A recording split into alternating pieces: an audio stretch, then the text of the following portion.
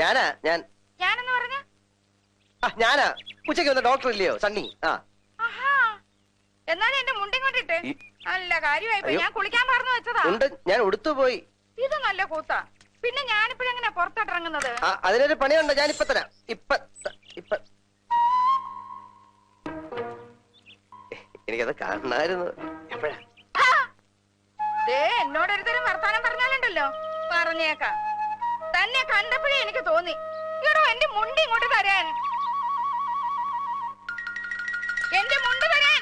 നിക്ക് വേറെ ആരും അറിയണ്ട, നമ്മള് രണ്ടുപേരും മാത്രം. രാത്രിയോ പകലോ എനിക്ക് എപ്പോഴെങ്കിലും ഇത്തിരി സമയം തന്നാവും, ഞാനത് വേണ്ട വിധത്തിൽ കൈകാര്യം ചെയ്തോളാം. പട്ടി തലവഴിക്കാൻ പറഞ്ഞാലുണ്ടല്ലോ എന്റെ വിധം മാറും. വല്ലാരും ഇപ്പൊ കേട്ടോണ്ടോന്ന് എന്താ വിചാരിക്കാം?